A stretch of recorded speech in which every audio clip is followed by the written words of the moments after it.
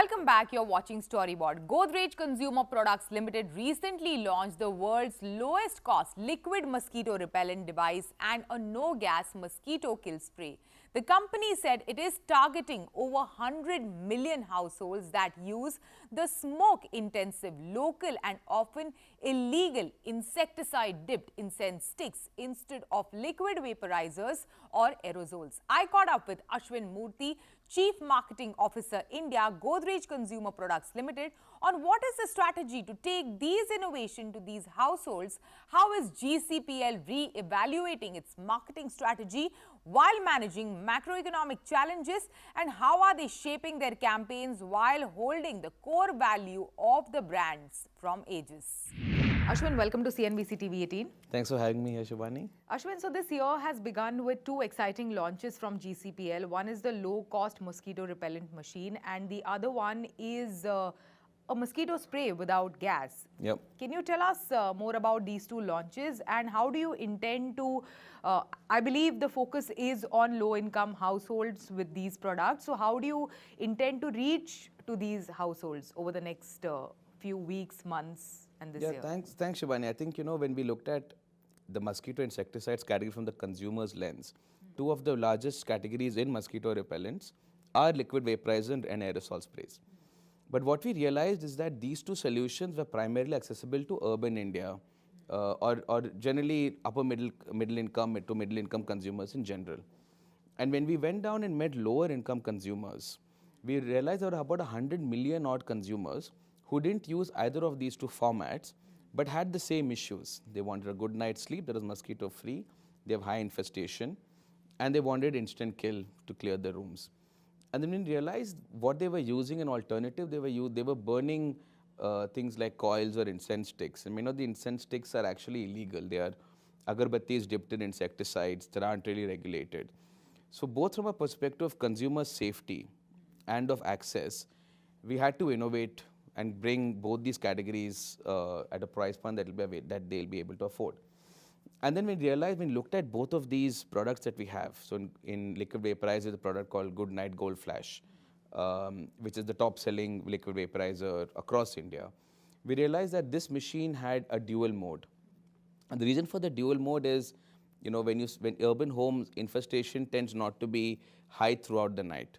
There are periods when there are high levels of mosquitoes, and then we tend to shut the windows, put on the fan and sleep. So you don't need a standard high level of insecticide released through the night. We realized that consumers in lower income households did not really need that. They tend to sleep with the windows open. So there is a kind of a regular mosquito infestation that goes through the night. So the reason why you can give a dual mode is because there's a chip inside, it's an electrical circuit. We removed that.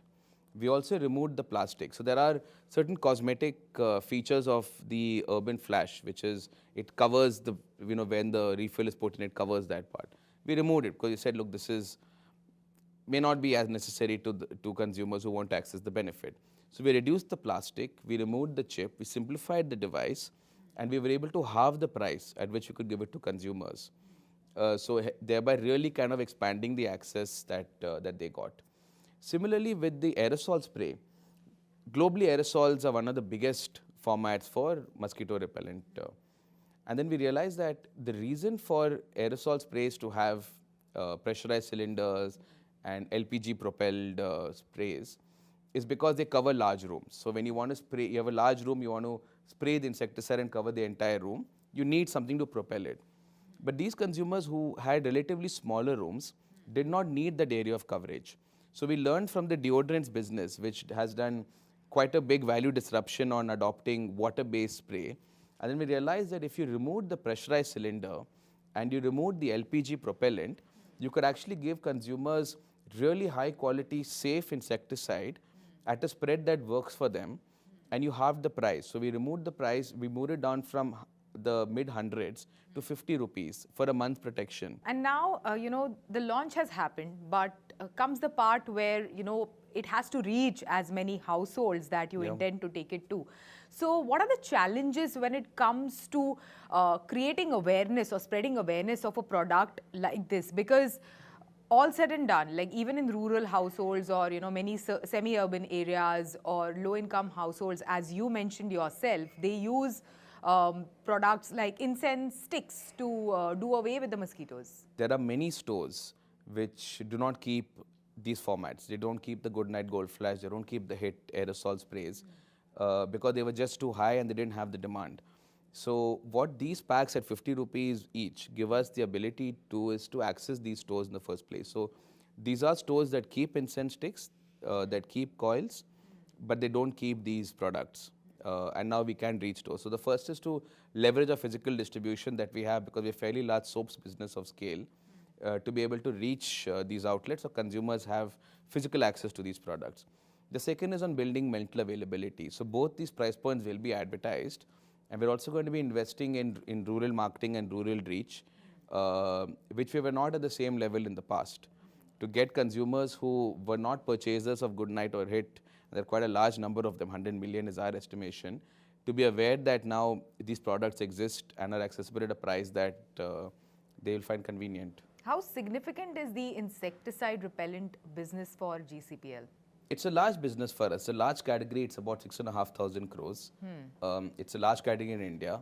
And we have a very large share of that category. We're more than half that category. So, you know, since you're focusing on market development, do these supply chain issues and, you know, in general you know, global economic factors, the whole, you know, disruption when it comes to tech space, is it impacting your marketing plans? Are you reevaluating your marketing strategies in certain way, considering that also for a product like this, you are you know, thinking of growing the market, so you need to have sizable amount of budgets in hand when it comes to marketing?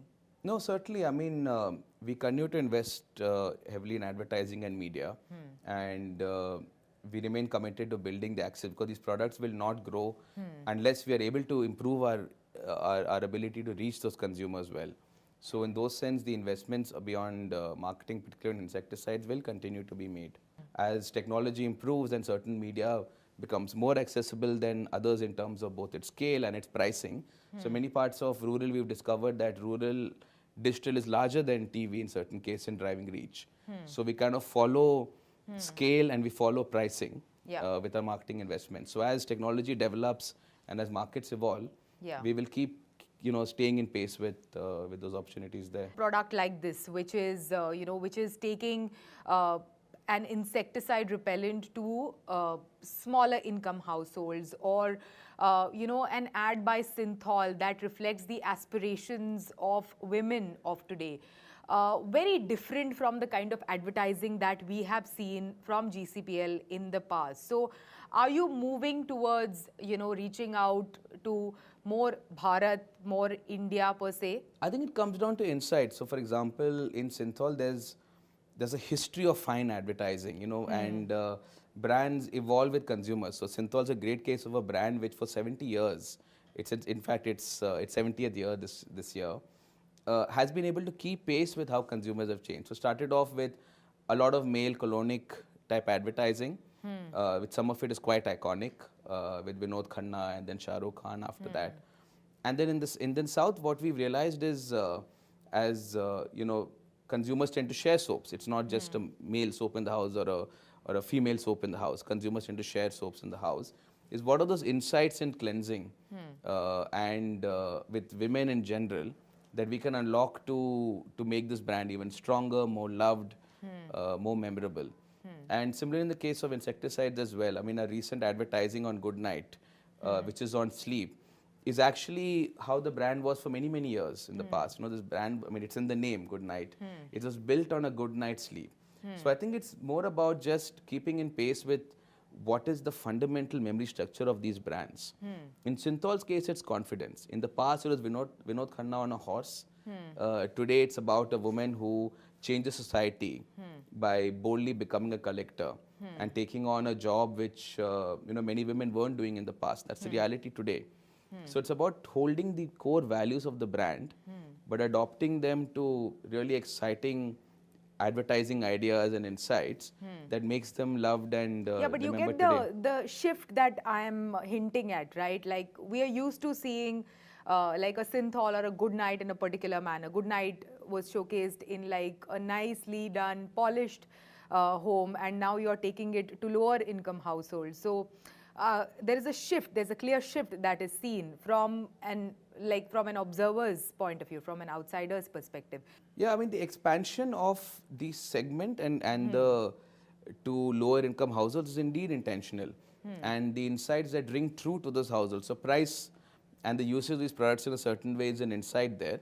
But what it won't change is the fundamental promise the brand makes. And what we're very clear about is these are consumers who are aware of Goodnight and Hit. They've heard of it before. So the promise that Goodnight offers, which is a good night's sleep, and that Hit offers, which is an instant mosquito kill, those promises will not be diluted. Sure. Thank you so much. Thanks for sharing these insights with us, Ashwin. Thanks, Shivani. Great talking to you. It is time for a short break. On the other side, we have Shubhranshu Singh, Vice President, Marketing, Domestic and IB Tata Motors. And we also have this week's notice board.